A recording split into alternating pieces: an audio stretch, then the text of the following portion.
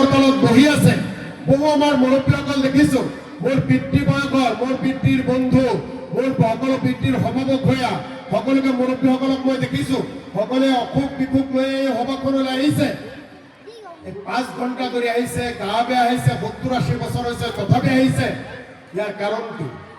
কোনোবাই যদি আপোনালোকক সোধে 5 ঘণ্টা আগতে এই মিটিঙত আহি বহি কিয় কষ্ট কৰি আছে কোনোবা মুৰব্বীক যদি সোধে আপোনাৰ বয়স 70-75 হৈছে আপোনাৰ গাও বেয়া আপনি সভাখনলৈ কিয় আহিছে যুৱ বন্ধুসকলক যদি সোধে যে মোবাইল টিপা বাদ দি তোমালোকে মোবাইলত গেম খেলা বাদ দি ফেচবুক দেখা বাদ দি ঘণ্টাই ঘণ্টাই মোবাইল পকেটৰ ভিতৰত থৈ এই সভাখনত তোমালোকে কিয় আহিছা কোনোবাই যদি আপোনালোকক সোধে এই গৰমৰ মাজত জাকিৰ হুছেইন চিকদাৰক জিন্দাবাদ দি কিয় মিটিংখনলৈ এই গৰমৰ কষ্ট কৰি লৈ আহিছা তেতিয়া আপোনালোকে উত্তৰ কি দিব কি উত্তৰ দিব কোনোবাই কৈছে কংগ্ৰেছক ভাল পাওঁ উত্তৰ কি দিব এবাৰ কওক আপোনালোকে মই হাইমান্ত্ৰীসকলক সুধিছো বেলেগে নক'ব কি উত্তৰ দিব এজনে কৈছে হিমন্তক বিদায় দিব লাগে কওক কোনে কোনে ইউডিএফক বিদায় দিব লাগে তাৰ উত্তৰ ইয়াৰ উত্তৰ হৈছে এই যে 5 ঘণ্টা ধৰি বহিছে অসুখ লৈ ইয়াত আহিছে কাম বন বাদ দি আহিছে তাৰ এটাই কাৰণ আহি থকা বিধানসভা নিৰ্বাচনত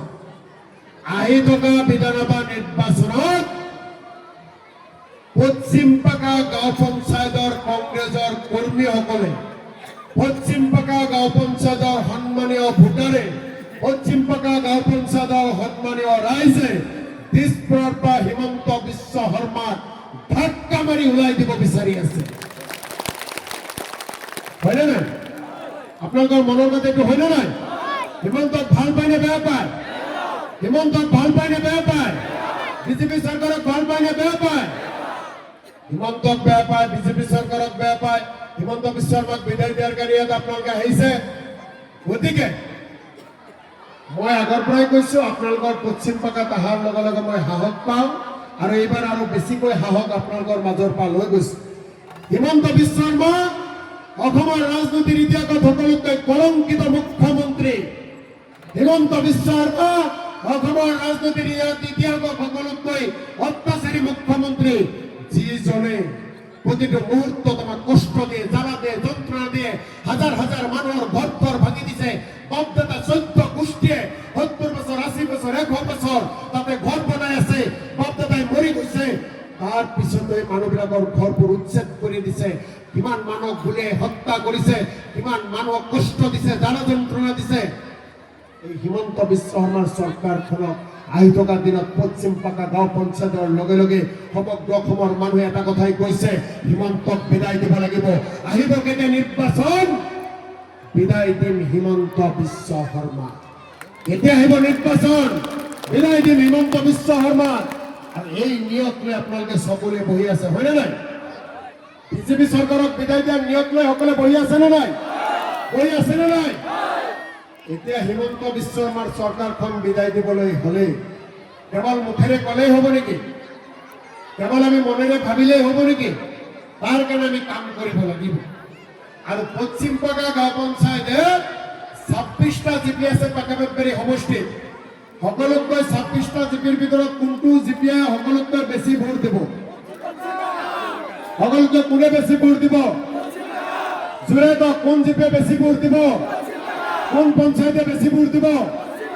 পশ্চিমপাকা মোৰো মনে কয় কিন্তু এইবাৰ মনত ৰাখিব আৰু কেইটামান জিপি আহি গৈছে কিন্তু ভাল এতিয়া আপোনালোকৰ কম্পিটিশ্যন আছে এইকেইদিন মিটিং আপোনালোকে দেখিছে নে নাই জবাই গৈছে তাৰ পিছত এটা মানুহ ভৰ্তি গতিকে এইবিলাক কাম কৰিব লাগিব সেইকাৰণে হিমন্ত বিশ্ব শৰ্মাক দিছপুৰৰ পৰা বিদায় দিবলৈ হলে এজিপি বিজেপি চৰকাৰ যদি বিদায় দিব হয় পাকাবেতবাৰীৰ পৰা কংগ্ৰেছৰ বিধায়কজন জয়যুক্ত কৰিব লাগিব নে নাই পাকাবেতবাৰীত কংগ্ৰেছৰ প্ৰাৰ্থী জয়যুক্ত হ'ব নে নাই পাকাবেতবাৰীৰ জয়যুক্ত হোৱাটো বিচাৰে নে নাই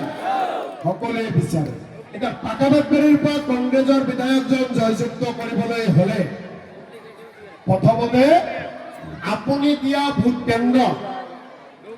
সকলোতে এটা ভোট কেন্দ্ৰত ভোট দিয়ে নে নাই আপুনি যিটো ভোট কেন্দ্ৰত ভোট দিয়ে সেইটো ভোট কেন্দ্ৰত কংগ্ৰেছৰ প্ৰাৰ্থীজনে বেছি ভোট পাব লাগিব নে নাই এতিয়া পশ্চিম পাকা প্ৰত্যেকটো ভোট কেন্দ্ৰত ইউডিএফতকৈ আমাৰ দলৰ প্ৰাৰ্থীয়ে কংগ্ৰেছৰ হাতৰ ছবে বেছি ভোট পাবনে নাই? পাবনে নাই? সাহসেৰে কওক, পাবনে নাই? মই শুনা পাইছো তেওঁলোকে টকালৈ ঘূৰি আছে ইউডিএফ বিলাকে। মই শুনা পাইছো ডুপ্লিকেট ইউডিএফ বিলাকে মানুহৰ কাণত যায় ফুচফুচাই থাকে, কিমান লাগে লোৱা, ভোটটো আমাক দিয়া। ঘূৰি আছে নে নাই? আছে নে নাই?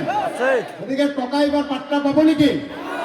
টকাৰ ওচৰত পশ্চিম পাকাৰ মানুহ বিক্ৰী নাযায়, মই জানো। গতিকে আপুনি দিয়া ভোট কেন্দ্ৰত কংগ্ৰেছৰ প্ৰাৰ্থীজনে বেছি ভোট লাভ কৰিব লাগিব। আৰু সেই ভোটখিনি লাভ কৰিবলৈ হ'লে আপোনালোকৰ দায়িত্ব কৰ্তব্য কি? আপোনাৰ ভোটটো দিব, ইনশাল্লাহ সকলোৱে ভোটটো দিব কংগ্ৰেছক। আপোনাৰ পৰিয়ালৰ ভোটটোতো দিব। আৰু এটা কাম কৰিব লাগিব, আপুনি দিলে, আপোনাৰ পৰিয়ালে দিলে, সেইখিনিতে কেৱল কাম নহ'ব। আপুনি আপোনাৰ বুথ এলেকাত যিমান ঘৰ আছে প্ৰত্যেকটো ঘৰে ঘৰে যে আশীৰ্বাদ আৰু ভোট বিচাৰিব লাগিব। অলপ কষ্ট হ'ব। কষ্ট কৰিব নে নাই? কৰিব নে নাই? কষ্ট কৰিব লাগিব। আৰু তাৰ কাৰণে আপোনালোকক মই কৈছো যে আজি ভোট সন্মিলনত দ্বিতীয়টো নিয়ত আমি কৰিম যে আমি মহিলাসকলে এটা